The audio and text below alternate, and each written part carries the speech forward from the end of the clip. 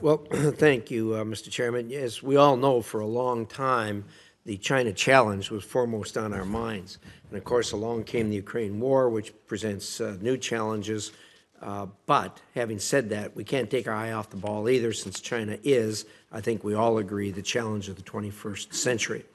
Well, this hearing was planned before the unfortunate Chinese spy balloon flyover last week's episode highlights just how important addressing this competition really is.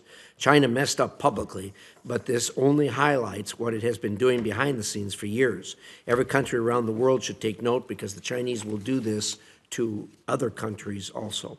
Secretary Blinken's trip postponement was a good step, but I hope, Deputy Sherman, that you will shed more light on where we go from here. This was an egregious assault on U.S. sovereignty, and obviously it requires a response, and it requires a plan going forward.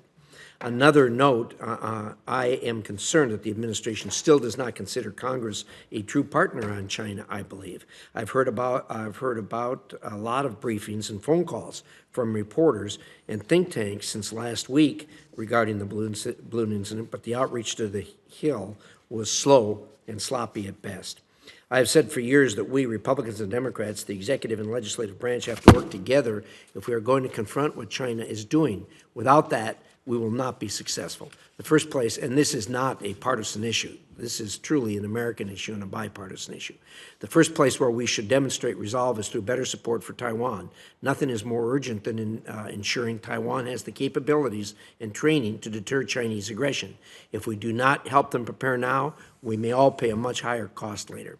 Another priority this year will be oversight of the implementation of the Taiwan Enhanced Resilience Act, signed into law last December, but it was not adequately funded in the appropriations process. I was very disappointed in this. The Biden administration said over and over again that it supports security assistance to Taiwan. However, it did nothing to advocate for Taiwan during the appropriations process. Similarly, this committee and Armed Services Committee has asked the administration last summer for a prioritized list of Taiwan's military needs.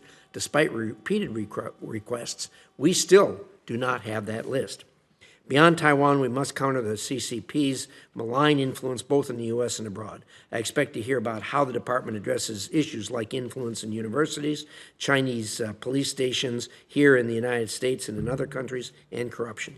I also hope to hear that the administration is going to counter the flow of Chinese fentanyl into the United States via third countries like Mexico. Steps we take domestically, of course, matter, but China actively avoids actions that could reduce the supply of chemicals that are illegally sent to the United States.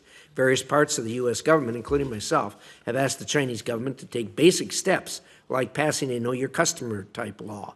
The CCP's response? That it won't cooperate until we remove a Chinese scientific institute from the entity list, and that we should just tell U.S. citizens not to do drugs. The Chinese government's tacit endorsement of this massive drug trade is just not right. Also, we need the Chinese do more to alleviate human suffering in the U.S. and abroad on this very important drug issue. Finally, I want to highlight legislative priorities. As the chairman has already stated, the chairman and I have met and discussed at length our ideas on China. China is certainly our high priority in this legislative session as we go forward. And we're going to have a joint bill, we hope, to be introduced, and of course that will include parts of the Senate bill in 2021 that we passed, the Strategic Competition Act. The chairman and I have already discussed collaborating on China legislation this year, and I look forward to working with him on that. Also, we have the Econ Act that was previously introduced and probably will be part of what we put in our joint bill. With that, we have a lot to cover, and I thank you, Mr. Chairman.